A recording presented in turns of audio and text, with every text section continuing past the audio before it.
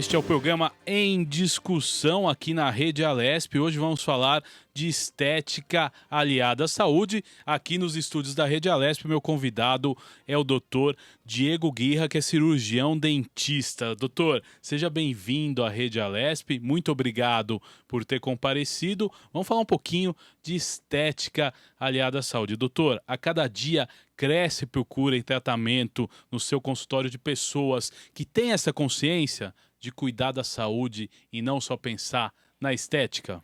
Primeiramente, obrigado, Guga Mendonça, né, por me trazer aqui e falar um pouquinho da saúde e principalmente sobre a estética, né? A gente não pode deixar ela de lado, lembrando que a saúde sempre vem em primeiro lugar, porque é a função do nosso corpo, é o que nos leva para qualquer lugar e que faz o nosso mover do dia a dia, sempre pensando alinhar um ao outro. Agora, o senhor vê mudanças no comportamento das pessoas nos últimos tempos, né? Hoje a gente vive nesses dias de rede social, onde a pessoa quer aparecer a todo momento, né? Acaba sendo uma rotina da vida das pessoas. Você vê que as pessoas estão mais vaidosas, e aí eu falo homens, mulheres, a maior vaidade? Sim, com certeza. Eu sempre falo que são dois lados, né? Na verdade, tem o ponto positivo e o ponto negativo. Ponto negativo é que todo mundo vira refém das redes sociais, né? A gente acaba acordando e já querendo mexer nela e dormindo mexendo nela. Mas também tem um lado bom para nós que trabalhamos na área, porque as pessoas cada vez mais procuram pela perfeição. Então, ela vê o lábio de uma pessoa, ela quer ficar com o lábio igual. Ela vê a sobrancelha da outra, ela quer ficar igual. Isso é muito bom para nós da área, né? Da saúde, da beleza. Mas, às vezes, as pessoas pecam um pouco pelo excesso, né? Então, a gente tem que ter a noção do que a gente faz com aquele paciente. Agora, doutor, quais os procedimentos que são mais usados e aplicados hoje, a gente falando numa linha de saúde? Tá. Um dos procedimentos mais usados, não só pelos cirurgiões dentistas ou dermatologistas, é o uso do Botox, da toxina botulínica. É um material totalmente compatível com o nosso organismo e que a gente pode usar para diversas áreas da saúde. Entendo, doutor. Agora, em quais casos, né, o Botox ele pode auxiliar o tratamento? Tá. Primeiramente, a gente pode usar na área da estética, né? Então, vamos colocar, a paciente não quer mais ter rugas, a paciente ela quer embelezar um pouco mais sua face, ela não quer envelhecer da mesma maneira como o organismo dela estava programado. E, além de tudo, ela quer retardar esse envelhecimento. Então, o Botox serve para isso. Mas também a gente pode usar, por exemplo, para paciente que tem cefaleia atencional, para paciente que tem enxaqueca secundária, para paciente que tem cialorreia, que cialorreia nada mais é do que aquele paciente que saliva demais. Então, está muito ligado com pacientes com alguns tipos de síndrome, por exemplo, síndrome de Down. A gente tem para sudorese excessiva, paciente que sua demais, tanto axila, planta dos pés, planta das Agora, mãos. doutor, então se aplica, por exemplo, nas axilas, na Hum, planta do pé? Ah, não. não. Estou Como citando, funciona? tá, estou citando para você Os algumas outras locais áreas, de isso, suor. Mas a aplicação é aonde para combater isso? diretamente na região. Sei. Então aplica diretamente na região, porque a toxina nada mais é do que um paralisador de músculo. Então a gente tem as nossas glândulas salivares, sudoríparas, então elas também são formadas por células musculares. Quando a gente paralisa elas, elas não têm mais o efeito que elas produzem no nosso organismo, ela não tem mais a sua função. Então a gente consegue tirar isso que está incomodando tanto o paciente.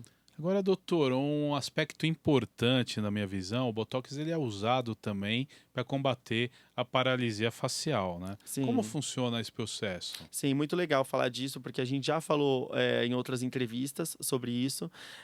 Todas as vezes que a gente tem um paciente com paralisia facial, a principal causa, a principal paralisia hoje em dia que a gente tem em pacientes é a paralisia de Bell, que é um tipo de paralisia que ocorre por N fatores, pode ser viral, pode ser por conta de estresse, pode ser por conta do organismo mesmo, identificando algum tipo de problema.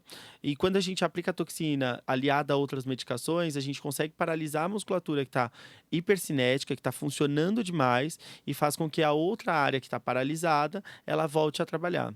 Agora é interessante, né? Porque essa doença, na paralisia de Bell, ela se apresenta em qualquer idade, não é isso? Quais os Sim. fatores, você sabe? Na verdade, os fatores são múltiplos. Então, a gente nunca sabe a causa principal do problema. O gatilho a gente sempre sabe. Então, por exemplo, o paciente sofreu um tipo de estresse, dormiu, no outro dia ela acordou paralisada. Então, a gente sabe que aquilo está ligado ao estresse, mas pode estar acumulado a diversos outros fatores para chegar e culminar numa paralisia.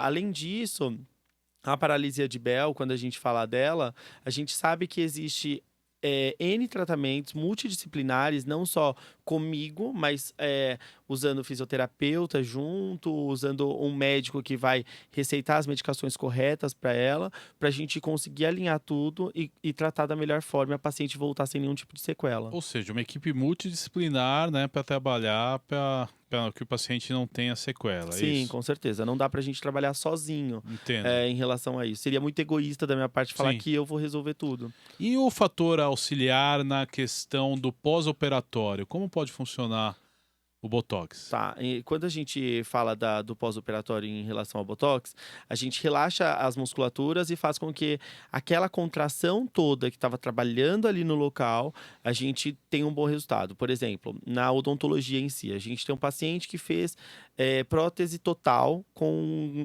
carga imediata, que a gente chama, que é um tipo de implante. O paciente ele não pode ter uma força muscular muito forte, porque senão aquele implante vai embora e ele perde tudo aquilo que ele pagou.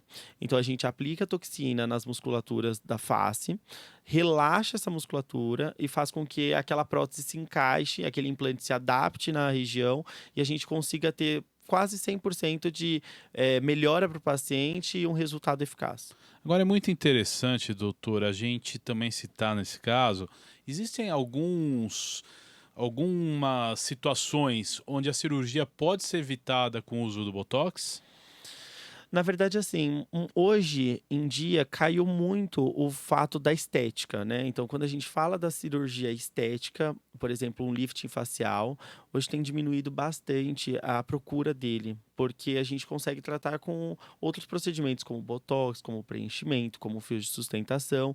É um trabalho mais conservador do que algo que você vai trabalhar no paciente e trazendo algo irreversível para ele. Agora, doutor, é outra situação, outra doença, né, que assola muito as pessoas hoje é o bruxismo, né? É importante a gente explicar para o telespectador da Rede Alesp o que é o bruxismo, como as pessoas desenvolvem, se realmente tem atingido boa parte da população, mas realmente é um mal que pode causar aí a perda de dente e outros fatores, né, doutor? Sim, com certeza.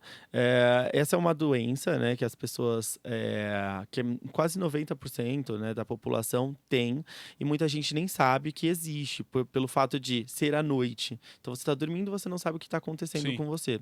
Você começa a perceber pela dor muscular da face, você começa a perceber pelo desgaste da dentição, você começa a perceber dentes quebrados. Eu sou um paciente que eu tenho bruxismo, e no ano novo eu quebrei um dente por conta disso. Então eu acordei com um dente quebrado, lascado, na verdade, por conta do bruxismo. Mesmo aplicando toxina, mesmo usando placa, a gente ainda corre esse risco. Pois é, então aí eu vou pegar um gancho nessa pergunta. A toxina, ela ajuda em que fator na relação ao bruxismo? Tá, o que que acontece? Quando a gente fala do bruxismo, nada mais é do que a movimentação excessiva da musculatura. Então, essa musculatura é como se eu tivesse malhado um braço. Então, eu malho demais, excessivamente esse braço e faço com que ele fique forte e tenha uma força maior. Então, é a mesma coisa na região do masseter, que é um músculo da face, da mastigação. Então, esse músculo, ele passa a ficar hipercinético, ter uma força muito grande, excessiva, e além de tudo faz com que esses dentes o tempo todo estejam trabalhando em tempo de vigília e tempo noturno. Tempo de vigília é quando você fica fazendo apertamento durante o dia todo, né? Agora, outro dia, né, eu fiquei sabendo, por exemplo, que existe bruxismo também durante o dia, né? Porque Sim. a gente é bem informado que à noite realmente desenvolve o bruxismo e causa, mas tem o bruxismo durante o dia. Conta um pouquinho disso também. Tá, é o que a gente chama de bruxismo de vigília. É aqueles pacientes que eles rangem os dentes do dia a dia mesmo. Então, ele está numa reunião, ele está rangendo esse dente. Ele está fazendo algum tipo de trabalho que ele tem que se concentrar um pouquinho mais, ele está rangendo esse dente. O porquê que isso acontece? Está muito ligado ao estresse, está ligado muito à parte psíquica do paciente, muito ao psicológico dele. Então, se a gente não trabalha no psicológico do paciente, trabalhar no psicológico é o quê? Entrar com uma terapia com aquele paciente, como uma terapeuta e, além de tudo, com o nosso tipo de trabalho, a gente nunca vai ter 100% de um resultado legal. Agora, doutor Diego, é outro fator que complica muito, que assola as pessoas, é o problema da hiperdose, né? Que é o Uhum. suadouro, né? Sim. A gente sendo mais popular. E como a gente combate isso com o Botox? Você já deu uma explicaçãozinha, uma introdução Uhum. no início do programa, mas eu queria ir mais a fundo nesse assunto. Tá, na verdade, quando a gente fala da sudorese excessiva, a gente tem o tratamento com o uso da toxina. A toxina ela é aplicada diretamente na região que possui um maior tipo de suor. Então, por exemplo, pode ser feito nas costas, pode ser feito na axila, pode ser feito na planta dos pés, pode ser feito nas costas, pode ser feito em diversos lugares, né? E assim a gente consegue fazer com que o paciente perca aquilo que mais incomoda ele por um tempo determinado, sabendo que o Botox tem uma duração média de 4 a 6 meses. Agora, você citou, né? Gente que tem problema de suador, por exemplo, nos pés, nas axilas, em outras partes do corpo. Você falou, o Botox ele é aplicado na região, é isso? Na região. Vai ser mais ou menos umas 50 agulhadas, que a gente Sei. fala, né? 50 pontos que a gente aplica em cada região. Então, 50 pontos numa mão, 50 pontos na outra. Isso só vale para sudorese ou pessoas, por exemplo, que têm as mãos muito quentes, os pés quentes? Será que funciona também? Não, na verdade não, porque a gente está falando de musculatura e a gente está falando da ação dessa musculatura. Então, a gente quer parar as glândulas sudoríparas. Então, por isso que a gente aplica toxina nela. Tá? Então, Entendo. em relação ao calor, não está nada ligado. Agora, doutor, muito importante, né? É complicado hoje a enxaqueca. Como o Botox é aliado na enxaqueca? Tá, todas as vezes que a gente fala da enxaqueca, a gente está falando de um músculo que a gente tem na face, que é em cima da sobrancelha, que chama músculo frontal. Esse músculo, quando é aplicado a toxina nele, a gente consegue fazer com que essa musculatura não tenha a força que ela está tendo, né? Essa contração toda que ela está tendo, e melhora a sintomatologia, a dor do paciente. Entendo, doutor. Agora, há contraindicações ao tratamento do Botox? A gente falando na questão de saúde, na questão estética? Tá, hoje em dia a gente sabe que existe contraindicação para pacientes que têm algum tipo de alergia à albumina. Então, a albumina tem no ovo, tem no leite, a albumina humana. Então, pacientes que têm alergia a isso, a gente sabe que não pode tratar com certo tipo de botox, dependendo do fabricante.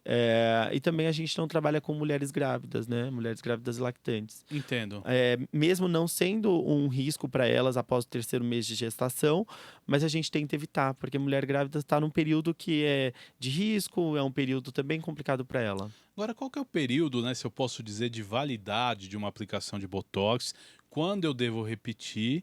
E quando eu faço uma terapia, né, que é para causar algum problema, qual o período que eu devo intercalar? Tá.